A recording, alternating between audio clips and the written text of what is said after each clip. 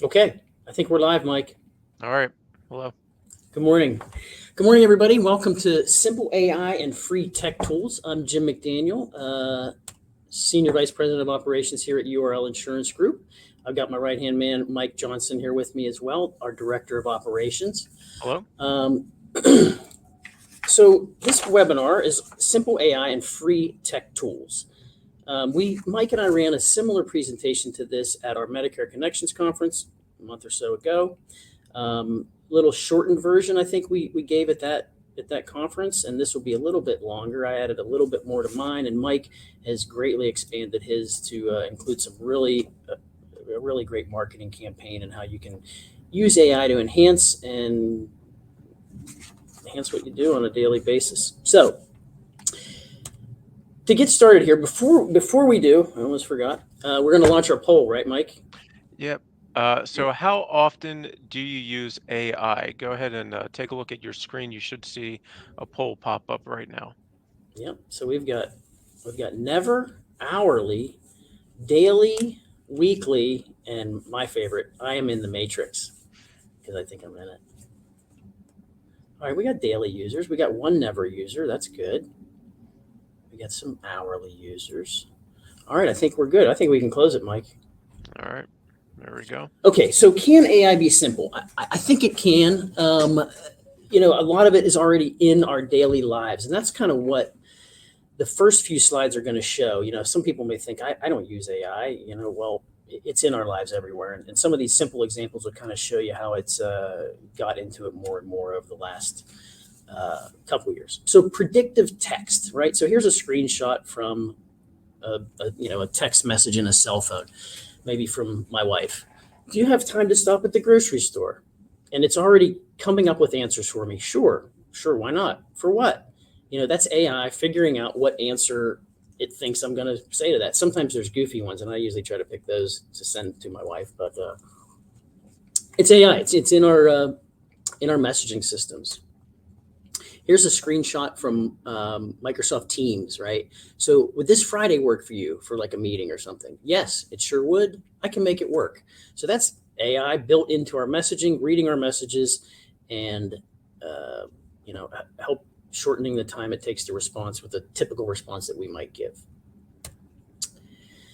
Another place it is, if anybody on the call has an Android phone, Android, the original assistant in Google Assistant, it's kind of now called Gemini, which we'll talk about a little later on. If you say, okay, Google, and that's answering a question for you to pull up a search or to turn on your lights or whatever it may be, that's Google's AI assistant. And that's been in phones for quite a bit now. All you Apple users with Siri, everybody's got Siri. It's built into the Apple OS on iPhones. You've got an AI companion right in your pocket.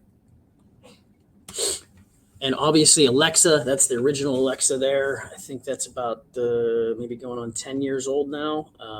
So when you say Alexa and she's doing your bidding, whether turning on your lights or telling you the weather, Siri, Google Assistant, Alexa, they're all powered by AI to interpret and respond to voice commands. It's really, it's been there longer than a lot of people realize.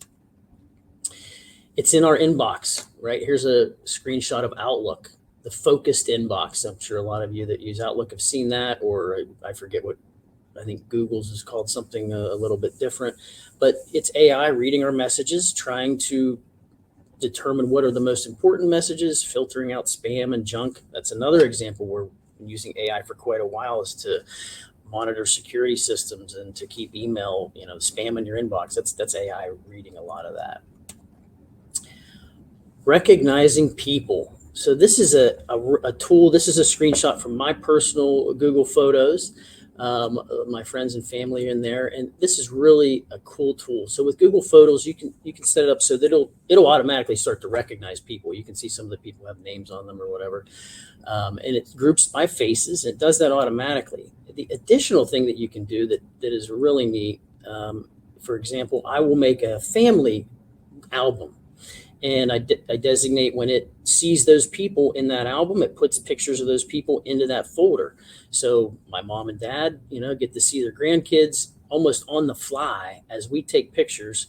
It's processing them, figuring out who the people are. And it's not always people. You can see there's some cats and dogs. AI will figure out who the people are. And obviously the governments and people are using it for that kind of recognition as well. But you can use it too to help organize your photos. So for me, and I think a lot of people, AI is kind of part of your everyday life. From when you wake up, I know I have my phone set up to wake me up at a certain time. At that point, we'll look at the weather, see what the weather is for today, play some news, maybe local news to where I'm at. If I'm traveling, it might play news from that local city. That's artificial intelligence going around and figuring that out, that my location has changed. And then, maybe at the end, before I get up, it starts to play some music for me to get my day going. Another area where AI is in our lives, and I kind of thought about this when I was putting these slides together, is music. I mean, it's been in music for so long. Anybody that uses Pandora or any of the music services where you put in an artist and then it plays similar artists, that's artificial intelligence. It's really good at recognizing music genres and playing similar type stuff. I'm into music a lot, and it's really been a cool tool to help discover other artists that sound like the artists that you already like. Before I leave, who knows? The traffic could be horrible. It's going to look where I'm at and let me know my morning routine that, traffic is not going to be great where I'm at. Netflix, obviously, we all watch a lot of streaming television, and those profiles that we set up start to learn what we watch, and then it's going to, help us. We think you'll love these, or what genre it thinks you want to watch next. And it's usually pretty good. So as we kind of move into the example side of this, there's a pretty big warning that we have to think about when we're using artificial intelligence, especially in the insurance industry.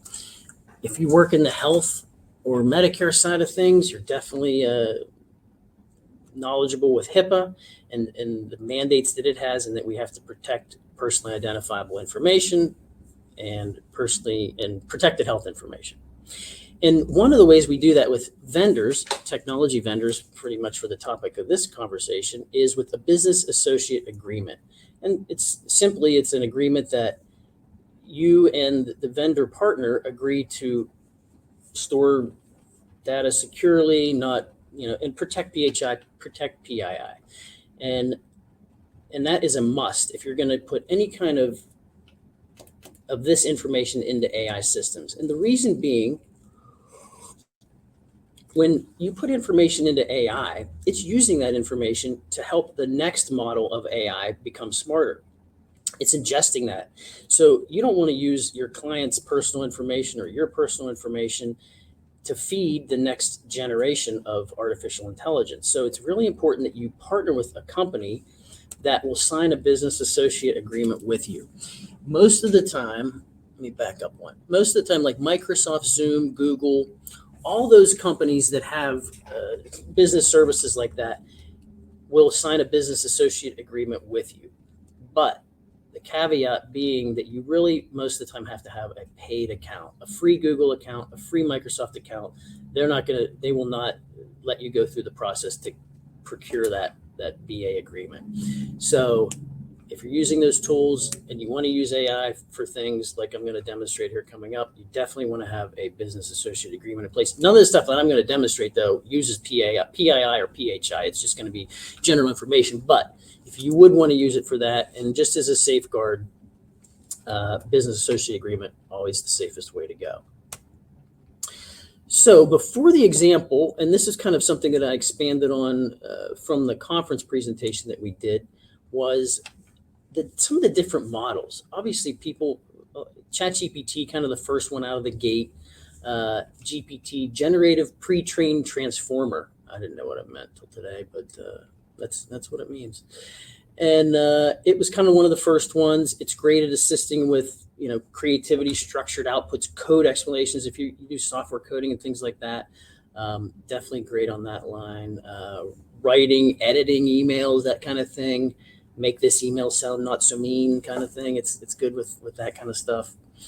So ChatGPT, kind of the flagship from OpenAI, and one of the big leading drivers and AI technology. Grok is one that I find myself using a lot. I download the Grok app on my phone, reasoning, coding, and what I really use it for is that third is real-time citation-backed answers. It is really quick and really good at giving just a quick research answer on whatever you can think of that it could be. And that's the AI chatbot. That's like Twitter X AI's AI company. Appeals to those cutting edge AI, and integrates with a lot of different technology. But it's a good for a really everyday use and great like fact-backed answers. I think it's a good tool for that. The other one that's a major player is Google's Gemini. And the really great thing about Gemini is that if you're a Google shop, if you're using Google Workspace for your email, for your documents, you're using Google Docs, all the sheets and all those different things that Google has, then Gemini integrates into all of those. You can query Gemini to search across your Google Drive, all those docs in those drives, query information out of it, query multiple spreadsheets at a time. I mean, it is pretty amazing, the integration. That was one of the first ones that I really used in that capacity, and it works really great. It's super fast. Even you just go and ask regular questions. It searches the web super quickly to compile a bunch of different resources and then come back with some really great answers. So, Gemini is great on its own. If you use Google services, then it definitely is a huge benefit to that. And kind of the last one that I'll talk about is U.com. And U.com isn't necessarily an AI model on its own, but it's kind of a service that accesses all the different AI models. So you can use it for free and access a couple advanced models, a few searches a day. But for a paid account for a year or whatever, you have access to every model: GPT-4, Claude, Gemini, everyone you can think of. They're all listed there. Now, I don't necessarily know on a day in and day out basis which one is the best for whatever. So one of the tools that I like to use on U.com is this. If you can see this little search box here, there's an auto feature. And so based on the complexity of your question, it's going to determine what the best AI model is to use for your search. A very complex question, it may use GPT-5. For something simple, it may go to Gemini.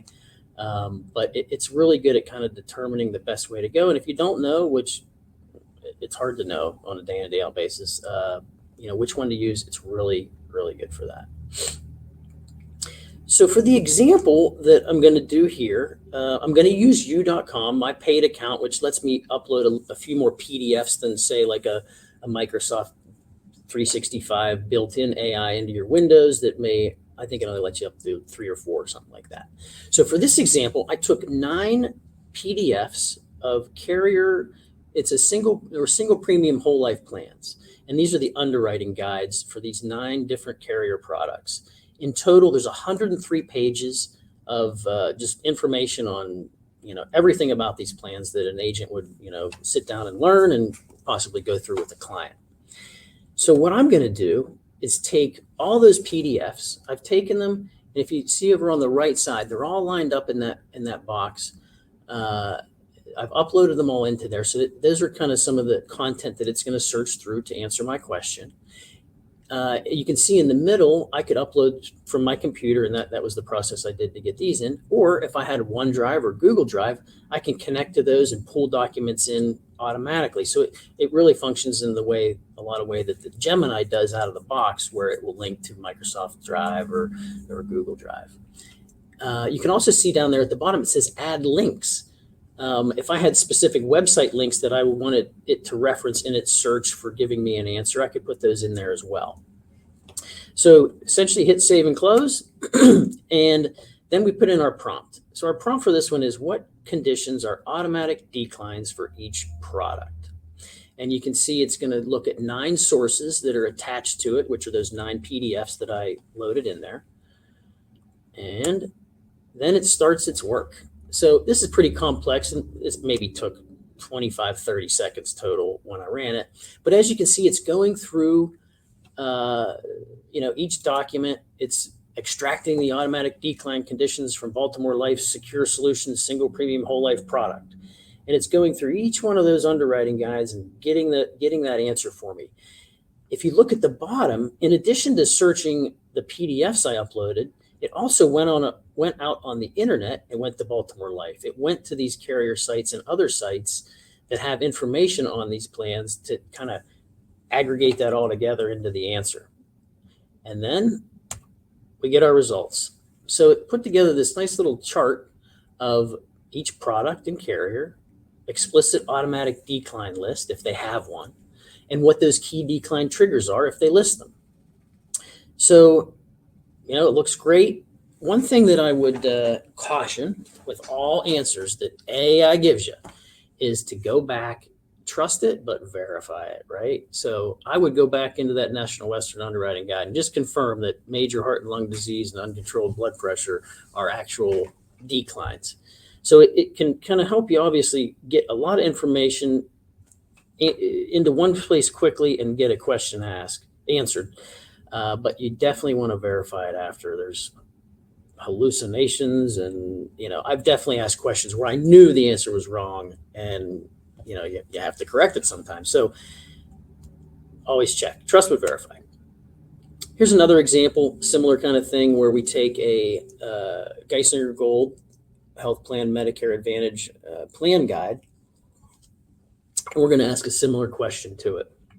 I got these questions from some of our people in our office, our case managers who work with these things, and they help me give me some ideas on some questions for this. So the Medicare plans to fit your life from Geisinger Gold. And the prompt that we used for this one was, show me which plans offer a Part B buyback and how much. Probably a common question that a Medicare salesperson would get, I would assume. And pretty quickly it pops up with the Heritage HMO plan, buyback offered, yes. Buyback amount, $43 per month, and then gives a little description there that was pulled from that PDF. So similar process, again, trust but verify. I mean, you'd want to definitely flip through to that page and confirm. But if you're doing research and trying to learn products, this is a way to get a lot of information quickly answered. And you can continue to question that too. Just because you've asked this one question either on this or that single premium thing, you can continue to query it, ask other things, other questions that you might have. One other, let me see. Okay, so in review, we kind of looked at how AI is really part of our daily routines. It's there. If you got a phone in your pocket, you've got AI in your pocket. Obviously, the HIPAA warning that we all have to, be careful of. Get a business associate agreement if you are working with a vendor that you're going to share PHI or PII with. We looked at the different AI models, Grok, GPT, Gemini, and U.com, which not a model per se, but a great tool to access all the models. We looked at how you can ask questions from your documents and how AI kind of functions to do some research like that. And hopefully, if anything, something that I've always been in my life is researcher. When the internet came out, I thought, this is incredible. I can find so much information so fast. And now it's like on steroids with AI. So I think it's cool. It's only going to get better. I hope that gave you some insight into using AI. Thank you very much for joining us. And Mike, I will let you take over from here. Sure, I appreciate that. So, a little background for those who weren't able to attend the Medicare Connections Conference. During that presentation, I showed how you could use ChatGPT to help you brainstorm content for a Medicare agent who wanted to start selling final expense to their clients. And then after that, I did a very, very high level overview of how you could use some free programs that are on the web to take care of that content, to that copy, and that you developed with AI, and actually put it out into the real world. So at that time, Jim and I had promised that there would be a follow up where I did more of a deep dive into the step by step of those programs, and that's what we're going to do now. But I did have a quick caveat to that. So recently, I attended a couple of webinars in back-to-back weeks, and they went off the rails. That ones that I attended, I wasn't leading them. So the first one was because the company was was doing a demo of some software that had the night before changed their menu options, and the presenters completely got lost. And then the following week, I attended one where it was a software release that used OpenAI, and OpenAI went down. So basically, what I'm trying to say is I wanted to make sure that nothing went wrong for us today during this. So I pre-recorded all of the screen share walkthrough that we're about to see. So I that's think that was a why. good idea, Mike, because I know like I kind of thought about planning to change how I did this presentation to do it live, and you gave me all those examples, and I was like, too many possibilities for error there. So Yeah, yeah. But yeah, better safe than sorry. So I'm going to go ahead and hit play. So here we go. Today we're going to cover three online tools: MailChimp, Canva, and Calendly. Now, these are the three tools that we covered during the Medicare Connections Conference, and we'll be going over the same scenario, but this time more in depth than we did before. And also just wanted to let you know that this is part of a larger video series that I'm doing over on LinkedIn, in which we'll be covering, I think, 12 different free online tech tools for small businesses. So please be sure to check that out as well. After the webinar is over, we will be sending out a copy of the recording out to everybody who had registered. So don't try to follow along to anything step by step. Definitely take notes. And at the end, we will have time for you to ask any questions, and we'll try to answer them. And of course, feel free to contact me on LinkedIn and ask me any questions there as well. We'll start today by going over MailChimp. MailChimp is an email marketing platform that many of you have probably heard about, especially if you've ever listened to any podcast ever, since they're always advertising there. It has a free tier that might be enough for you. You can load in 500 contacts and send out 1,000 emails per month. And like a lot of the software we're going to review today and in that video series I mentioned before, it has a free tier and then premium tier above that if you need more than just those 1,000 emails per month. And out of curiosity, how many of you currently do any kind of email marketing? Go ahead and answer the poll question that just popped up. And maybe at the end, we'll go over some of these answers. All right, we'll first head to MailChimp's homepage, and we're going to sign up for a free trial. Now, hopefully you have a password manager like LastPass that will make storing all of the usernames and passwords during the sign up process much easier. But if you don't, I definitely recommend you sign up for LastPass or Bitwarden. There's a lot of things out there. Just please, please, please don't use pen and paper anymore. MailChimp's going to be a little bit unique as far as signing up process because it asks you some questions about your business so that it understands what kind of business you are, what your logos are, what your branding is, because that all comes into play when it comes to marketing your business, which, MailChimp is a marketing platform. It does more than just email marketing, it also does SMS and a few other things. So some of the questions you can definitely skip, but the more effort you put into it, the more you're going to get out of it. The first thing that we're going to do with MailChimp is dive right into making an email that we're going to send out to our clients. And to do that, we're going to start by looking at some of the email templates that are available to us. Now, obviously, there's not going to be any email template that's going to be exactly what you want. So whichever one we choose, we're going to have to modify it to suit our needs. At the top of the screen, there is a section where you can filter the templates by a few different categories to kind of narrow down your search by something that has a look and feel of what you're going to want. Uh, if we go ahead and jump into this one, for instance, it has kind of a upbeat, healthy feel, but if we're Medicare, maybe that's not what we want. Maybe we want something a little bit more homey, more relaxed, inviting feel, earthy tones, I'm thinking.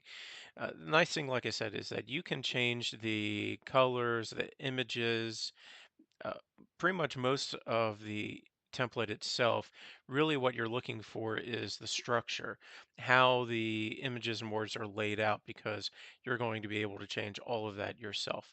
So we'll go ahead and jump into this template. Let's start by changing the background. Now, forewarning, I'm not very artistic, so the colors I'm going to choose are going to probably anger some people, so I apologize. Uh, Obviously, you can choose any of the pre-made colors in the palette below. It's very simple, but you can also go with gradients. You can choose a very custom color as well. So you can see here, I can choose any hyper-specific color that I want. Uh, Here you can see that I can also see what it looks like on mobile. Flip back and forth between the desktop view and the mobile view.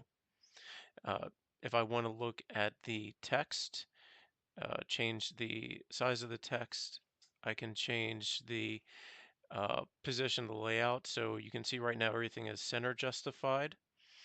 If I want to move it over so that it's left justified, I can change it so it's bold. If you've worked with Microsoft Word before, all of these different options should look very familiar to you. So if you look through the entire page, you can get an idea of how you want it to look and feel. So since this is going to be sent out to Medicare customers, you might want to make the font a little bit bigger than uh, what it defaults to. You can even change design elements like borders and dividers. Like right now, I am changing the thickness of this element so that it is a little bit more distinctive. At the Medicare Connections Conference, the presentation that Jim and I gave, part of that I showed how you could use ChatGPT to give you some help coming up with text for a marketing email regarding final expense. And so I have that email with me right now, or the text, I should say, and we're going to start to use that in the MailChimp email. Anything that you get from ChatGPT or any other AI, you need to make sure that you don't just copy verbatim whatever it gives you. One, I mean, that's lazy. You want to make sure that it has your voice, that anything that you send out sounds like you. But also, even more importantly, you want to make sure that it's accurate, that the words that are being sent on your behalf are accurate, that there's nothing that's incorrect. But when it comes to actually updating the email itself with the text, simple copy and paste. And as you can see, I'm just highlighting Control C, Control V. It's that easy.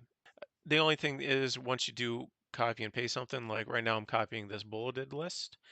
When I go back over to MailChimp and paste that in, you'll see that it might not understand the formatting from what you're taking from to what you're pasting into.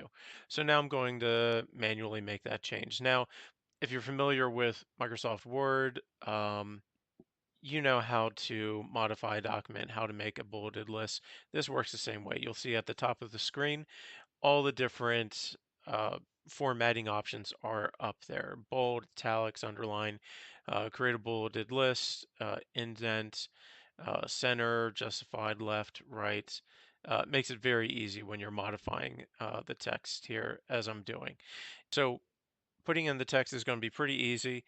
After we spend some time on this, then the next part would obviously be to go through all of the images on here and update those to our own images. To do that, we're going to use Canva. Canva is, widely known, very popular image editing platform, plus also video and audio. There's a lot of stock photos, video, clip art, all kinds of things that you'll be able to use to create the elements that we need for this email. And including there's AI capabilities that allows you to generate a lot of stuff. It's free, but there is also some premium content there if you need it. So let's dive in.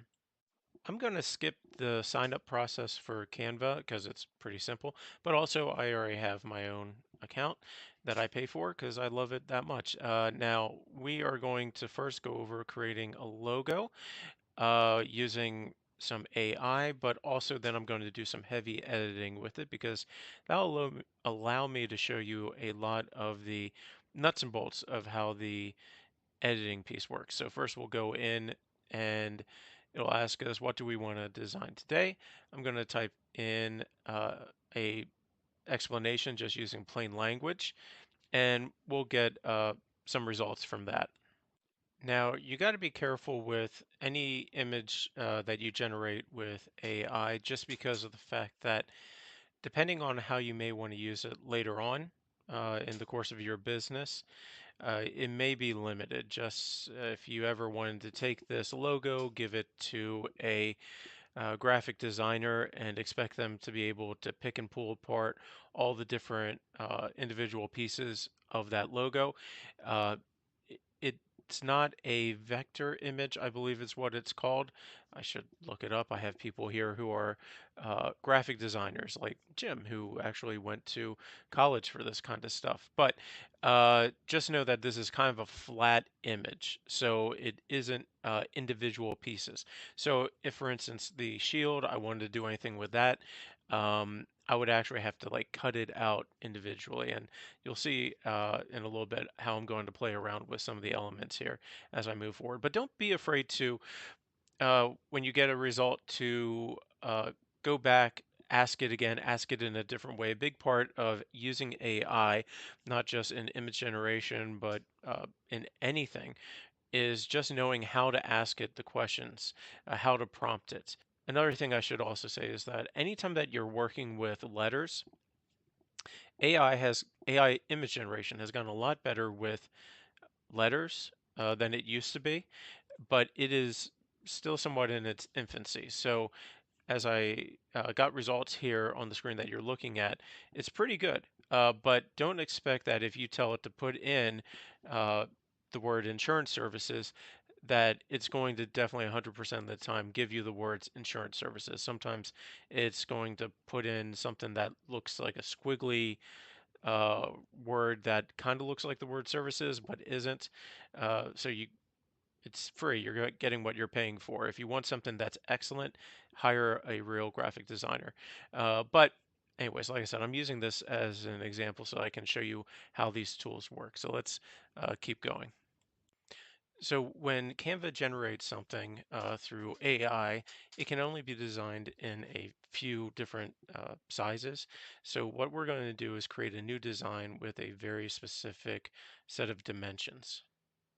And I'm going to make sure that those dimensions match the dimensions of the header in MailChimp.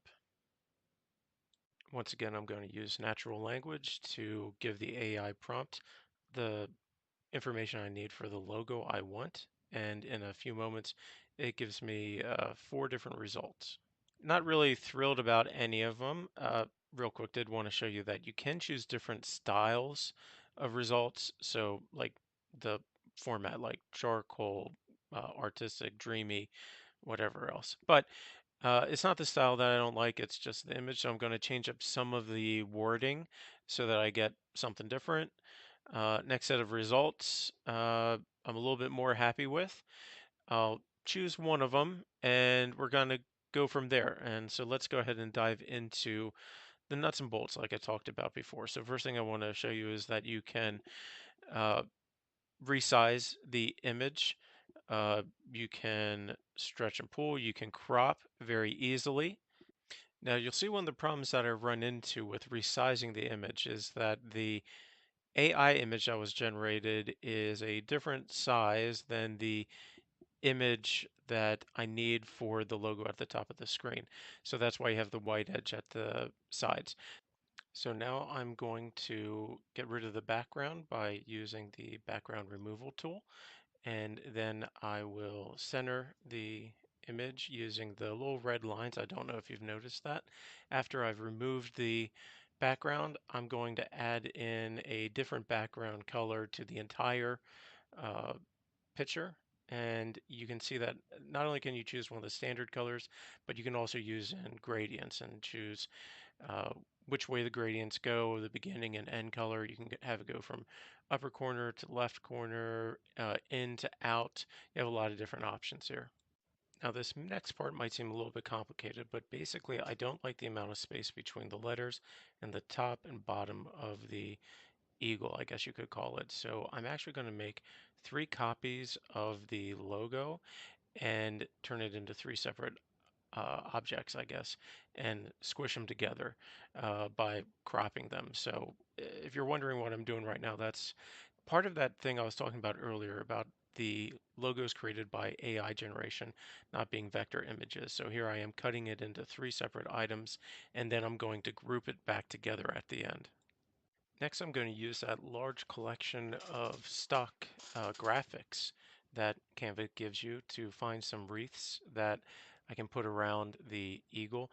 Now, you'll see that I have a little bit of trial and error here as I try out different wreaths and combinations. The nice thing about some of the items in the elements side of Canva is that if it's not an actual photo, if it's more of a clip art element, you can actually change the color of it, which I've done here to match the eagle. Now, an eagle is pretty patriotic, but I think we need to step it up a level. So let's go ahead and throw in an American flag.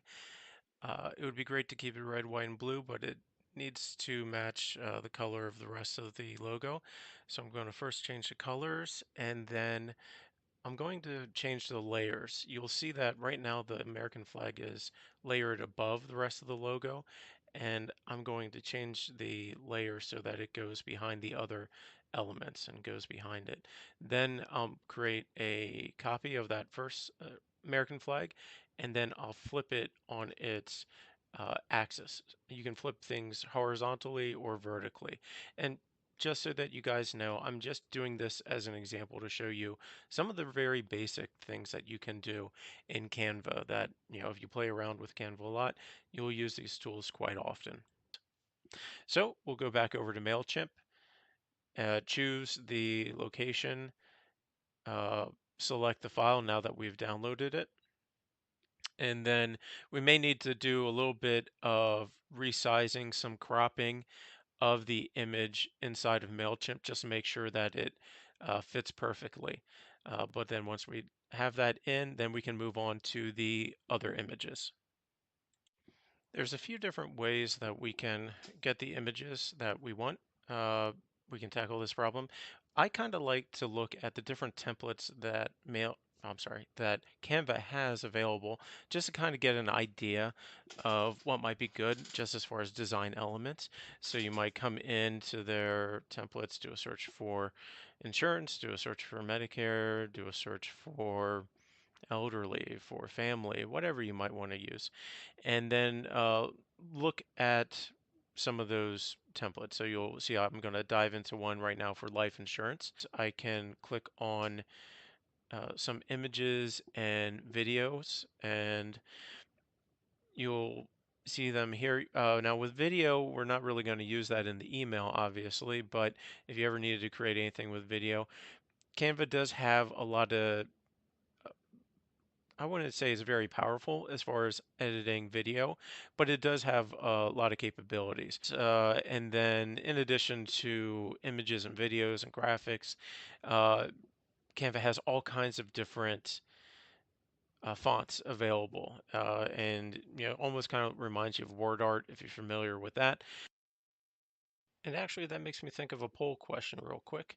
How do you currently make your marketing pieces? Uh, do any of you currently use Microsoft Word to make your mail pieces? Go ahead and answer the poll question, and we'll review that a little bit later on. But let's go ahead and jump back to Canva, and you'll see that I've grabbed an image that I think is going to work well for our target audience. Now, in case I haven't mentioned it before, any image or video or audio that you use from Canva, you need to alter it in some way in order to use it and to actually download it. So you can't just take this photo as is and then use it in your MailChimp email. You have to add text to it. You need to crop it. You need to alter it somehow. So we're going to go ahead and add text to it because I think that will look good in the email that we send out to our clients. I'm also going to create a few other images that we're going to use inside of the email campaign as well, as long as I'm in here. I wanted to get a photo that shows the entire family together.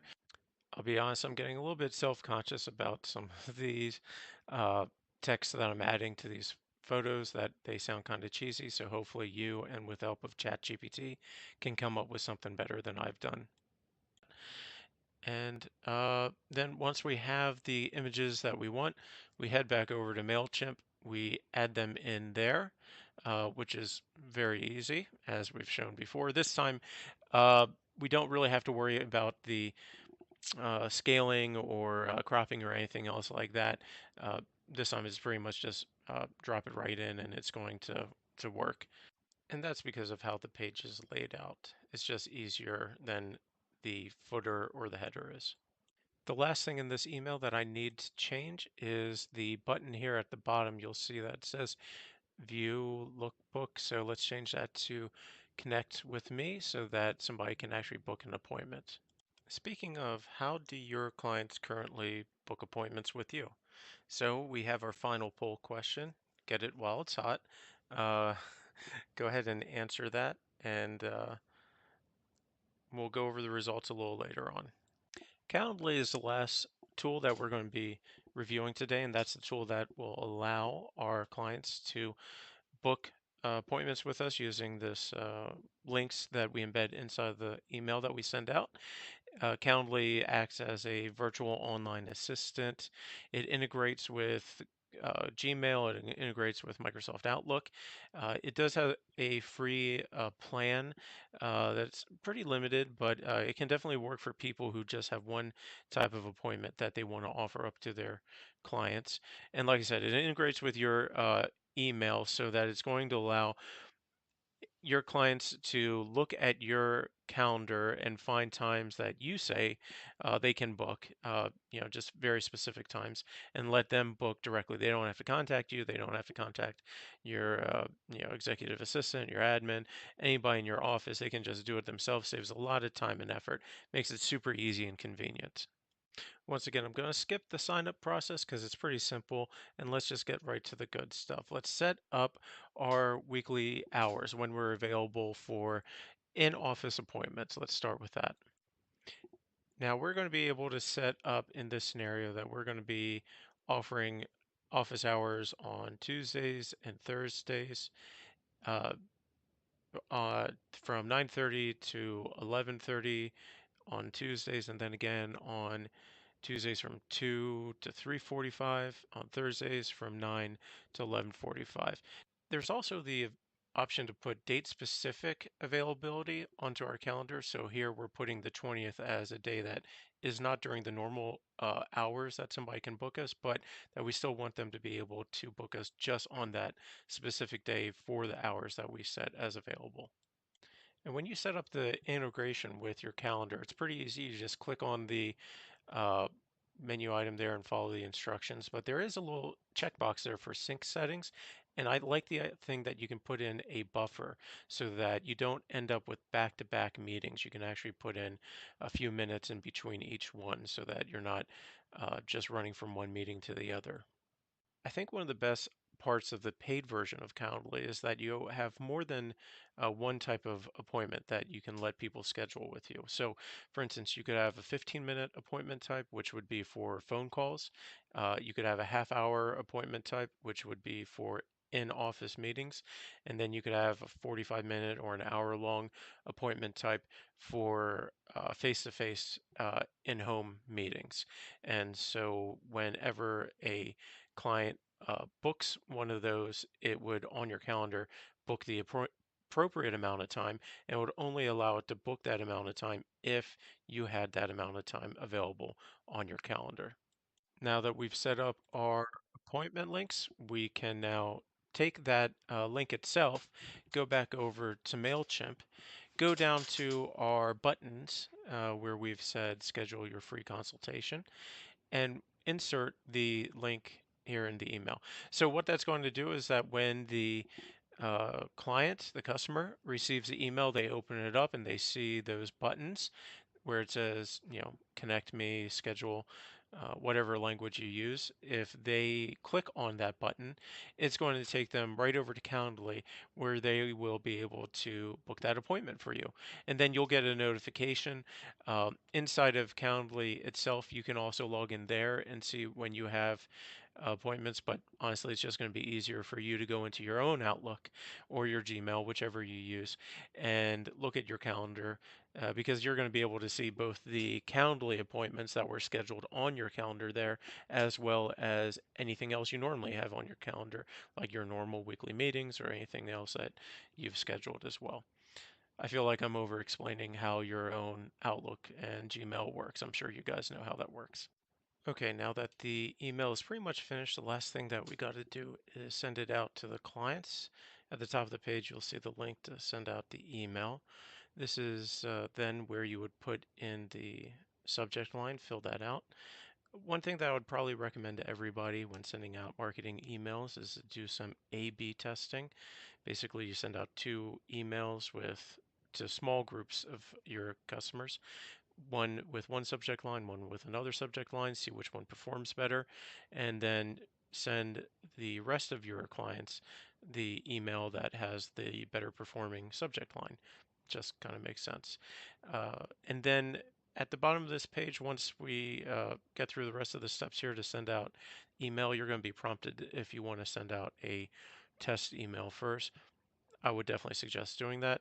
If you can, send it to somebody else in the company, not just yourself. If you have somebody else that can proofread your work, it's better to have somebody else look over it than you yourself.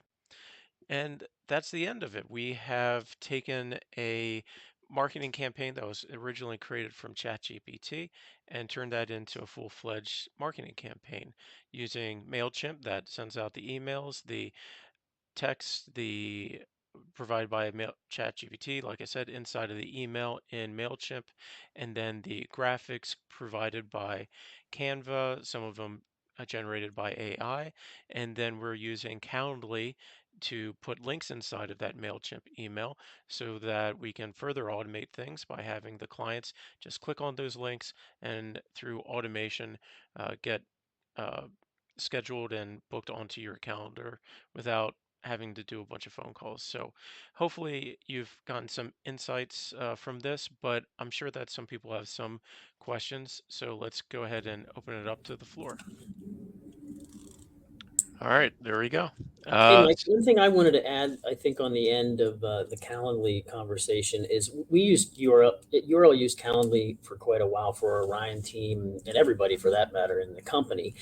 And just recently, we still use Calendly, but we switched over to using Microsoft Bookings, which is if you use Microsoft Office, it's part of the Microsoft suite. And it's worked really good for us. It was a pretty big win for our, booking system this year. So that's look too. Sometimes, we were paying for Calendly and then bookings came out as just part of our existing offering with Microsoft. So it really made sense for us to switch over for something that essentially we're kind of paying for already. So that's it works almost very much the same. And I'd say even tighter integration into a Microsoft Outlook account than Calendly is. But they're both great, Yeah, great. And they yeah, bring a a lot. lot of information. Yeah, pretty much all the software, there's going to be a few different competitors out there, and depending on how you want to use it and your skill level, it's definitely worth researching before you sign up for anything, I would definitely say. Yeah. I know we have a couple of questions that got submitted, so we can jump into those if you want, Jim. I see Oh, yeah. Matt. There we go.